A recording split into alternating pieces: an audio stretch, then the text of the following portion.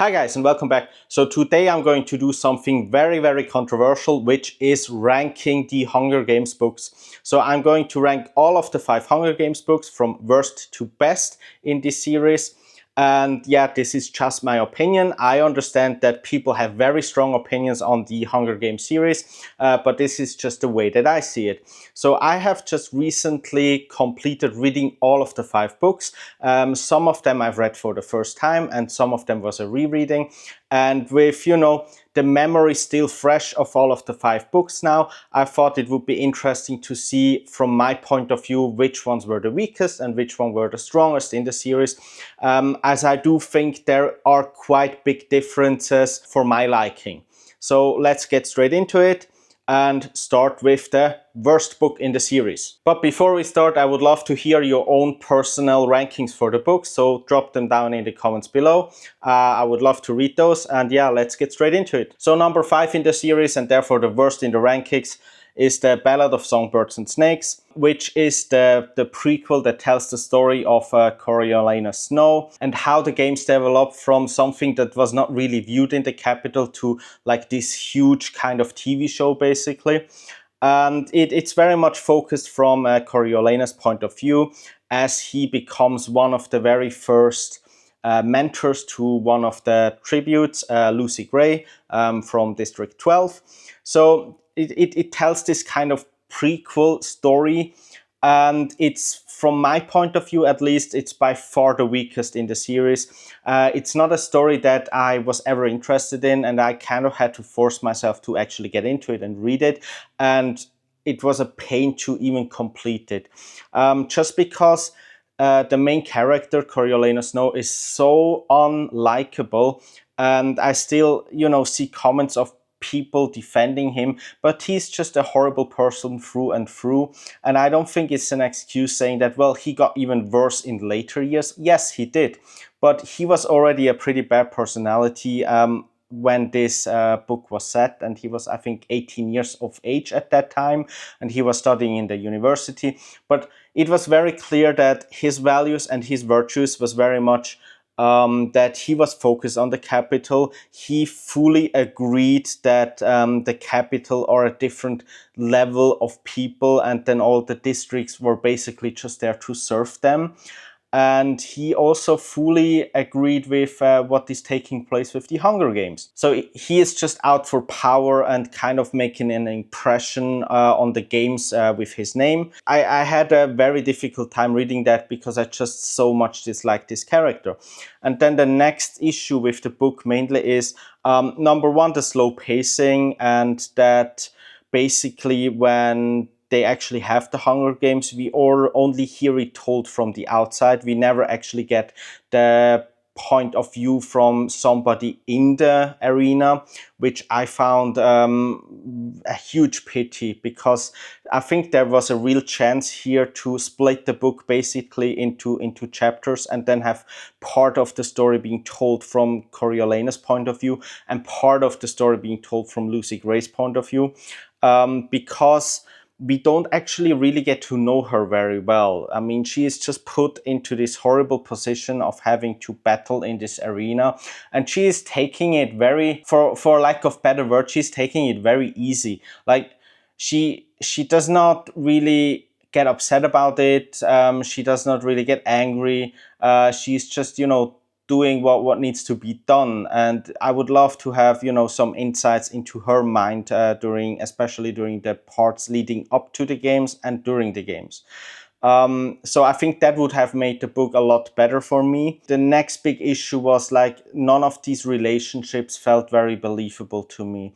Coriolanus is like forming these relationships with somehow of his fellow students, and especially the relationship with Lucy Gray, where it's very clear from the beginning that these people have so different values and virtues from Coriolanus that I did not find it believable for one bit that anybody would actually like him and want to have a relationship with him. I think that the only good thing I take away from this book is that it connects some of the open holes and the open storylines with the other books, and it does provide some world building on the war and how things were before the war, how things were in the capital, and then how also the game kind of developed into something more spectacular, basically. That was the only part that I really enjoyed. So for me,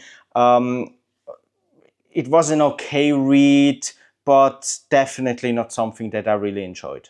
And that's why it's on the last place on this list here. So next up, and I feel this might be a lot more controversial, on fourth place I have Mockingjay, which is the third book of the original series, and which kind of finalizes the story of Katniss and her experience of the revolution, and with Peeta, Haymitch, and this whole storyline basically, where at the end both President Snow and President Coin die, Katniss and Peeta are back in their districts and trying to build a new life, basically.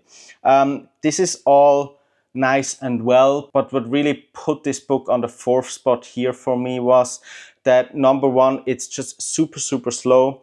It's far too much focused on Hollywood propaganda. It's mostly political. Katniss is taking a very passive role, especially in the first part of the book, and that just felt to me like it's very different to the first two in the series, to Hunger Games and Catching Fire, and I just didn't enjoy it. I feel like there should have been more. There should have been more focus on our main characters.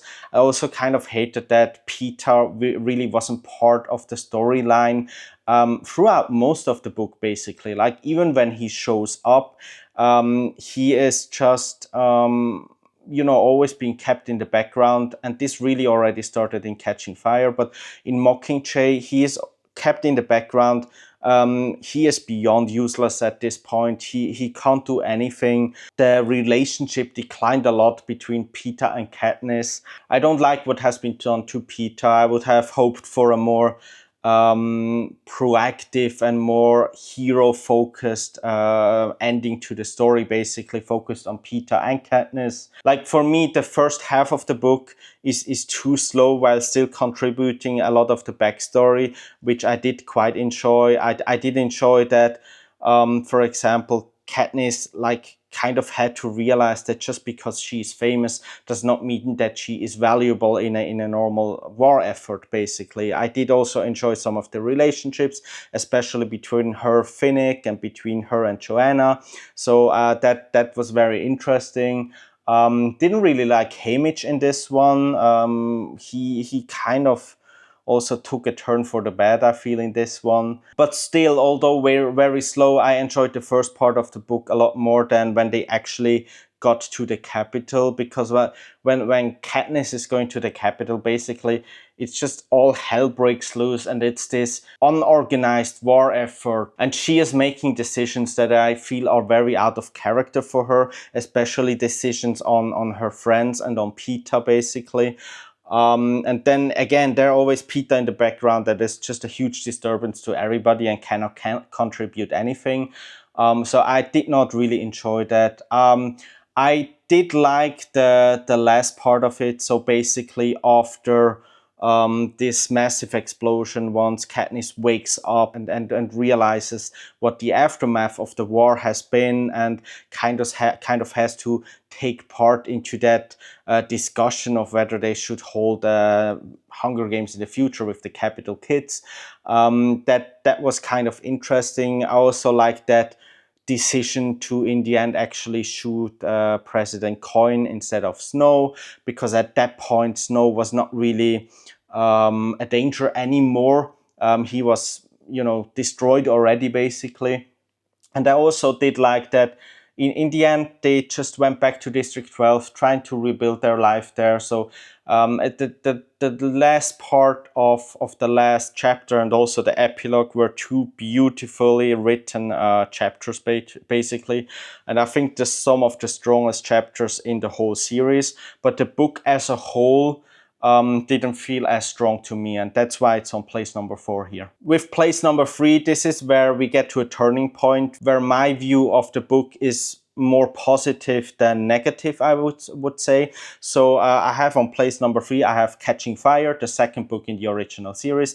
And this is a book that I very, very much love, except for like the arena part. So when they are actually in the Hunger Games, I think the games are too confusing. There's too much going on. And I do question some sort of decisions, like why didn't they get them out of the districts instead of the arena for the rebellion, stuff like that. But everything up until basically when they get into the arena, so even until, you know, Katniss is standing there and having to watch what they're doing to Cinna before she is sent to the arena, everything up until then I absolutely love about Catching Fire. I love how in the beginning they have to deal with the aftermath of winning the Hunger Games and doing that sort of trick with the Nightlock berries, and having to kind of start navigating their lives very carefully in order to not place themselves and their families in more danger. Katniss and Peeta slowly finding out of what life would look like them for in the future, and trying to sort of come to terms with that situation of their life, and then slowly getting more and more stronger opinions against the capital, up to making the decision, well, we are going to fight them, we are going to start a revolution, before then actually being sent back into the capital and the arena again. But I love how the development with the relationship with Gale, Katniss, Peeta, especially also with Haymitch, the relationship between Haymitch, Katniss, and Haymitch, Peeta, I found that dynamic the most interesting in this book, basically because they had built the foundation in the first book. Susan Collins, not they, she has built the foundation in the first book. Catching Fire, for me, I really love this book, but I find myself when I do a rereading or re-listening, I also love the audiobooks, to the story, I found myself usually stopping like shortly after the games begin, because I just enjoy the first part a lot more than the second part. And that's why I think it's very fitting that it's kind of in the middle of this rating of all of her books from my point of view. So my second favorite book in the series now, which is Sunrise on the Reaping. So this is the most recent release book, and this is the one that actually caught my attention back again to the series and to the stories. And I absolutely love this book. So Sunrise on the Reaping is of course telling the backstory of how Haymitch won his Hunger Games at that time, which was the second quarter quell. So that was the 50th year of the Hunger Games. And that year, the main special thing about this was that there were twice the amount of tributes. So he had to win against twice the amount of people, basically. So I have always been a huge fan of Haymitch and his character. And I always wondered, well, how did he develop into that kind of person that he is in the original trilogy? And we do get a little bit of information about it in Catching Fire, when Peeta and Katniss are watching basically the video and the recordings of his Hunger Games. So we do have some feedback, and we know the outcome of his Hunger Games. But in this book, we really get like the full story of how he develops from like a young, charismatic, highly liked, but a little bit of a rowdy personality, into this cynical, but also sad, but still very loyal personality that we find him in the original trilogy. And also, you know, how and why and when his addiction to alcohol basically developed. It's a wonderful story. There's amazing characters in here. We learn a lot about the background of some of the victors that we get to know in Catching Fire and Mockingjay, and why he was so close to some of these characters. And I found it very interesting that in the 50th Hunger Games, basically, that he already tried to take the capital down at that time, and then finally, almost 25 years later, they finally succeeded, right? I think it's an amazing story. I love the character. This has been done beautifully by Susan Collins, and I'm very, very, very much looking forward to seeing the movie adaptation of Sunrise on the Reaping. So the best book in the Hunger Games series, in my opinion, and of course you guys already know because there's only 5. So which one is the best one in my opinion? It's the first one. It's the Hunger Games. And it tells the story of where we get to know Katniss. It tells the story of how she is volunteering as a tribute to protecting her little sister, and how she is slowly starting her fight and rebellion with her strength and her character against the Capitol and against President Snow.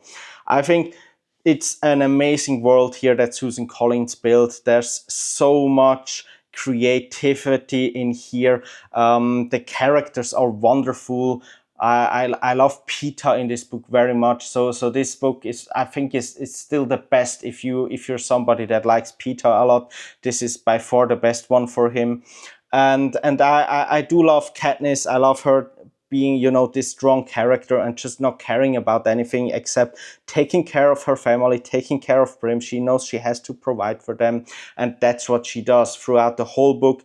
Determination, strength, and just mental strength as well as physical strength that we see from her here. It's a beautiful story. And I can understand why so many people fell in love with the Hunger Games, and this was the book that started it all. So for me, I'm still not quite sure anymore, but I think I got into the books after I've seen the first movie. So for me, you know, these characters have always been very closely related with the images that I have from the movies, with Jennifer Lawrence and Josh Hutcherson, 2 wonderful actors, and also of course Woody Harrelson, who is one of my absolute favorite actors of all times. So yeah, The Hunger Games Book 1, in my opinion, the strongest and by far the best in the whole series. Let's see what the future brings. I do believe that she will release new books in the future, so I wonder what the next one is going to be. But yeah, that's my opinion on it. Please let me know in the comments below. What is your ranking? Do you think any of my takes are bad? Please let me know. I'm always interested. And yeah, otherwise, I'll see you in the next one. Bye, guys.